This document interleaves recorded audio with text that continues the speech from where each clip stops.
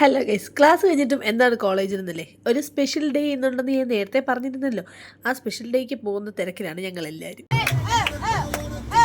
ആ സ്പെഷ്യൽ ഡേക്ക് പോകുന്നതിന് വൈകിട്ട് നമ്മൾ ഫുഡ് കഴിക്കാനായിട്ട് ഒരു ഹോട്ടലിൽ കയറി.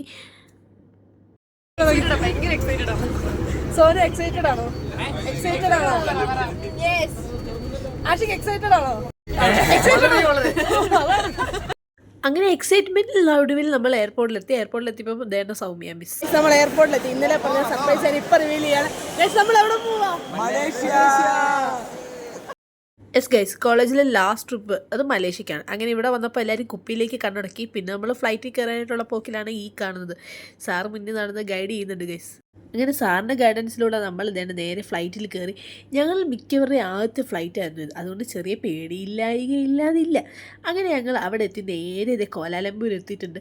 നമ്മുടെ പെട്ടിയൊക്കെ വന്നു. പിന്നെ അവിടെ നമ്മൾ രാവിലെ ഇറങ്ങി നമുക്കൊരു ബസ്സൊക്കെ വന്നിട്ടുണ്ടായിരുന്നു. പിന്നെ രാവിലത്തെ ഫുഡ് കഴിക്കാൻ പോയി. ഫുഡ് കഴിച്ചൊക്കെ കഴിഞ്ഞ് ഞങ്ങൾ ഡയറക്റ്റ് പോയത് അവിടെ ഒരു വലിയ പാലസിലേക്കാണ്.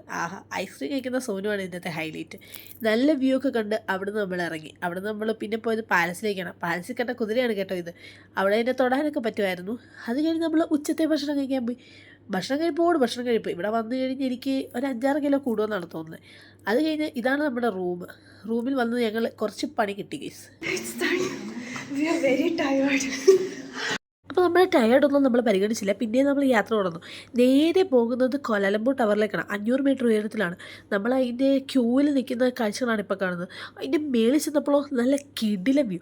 ആ വ്യൂ ഒക്കെ കണ്ട് അന്നത്തെ ദിനം കഴിഞ്ഞു. അങ്ങനെ ശുഭദിനം.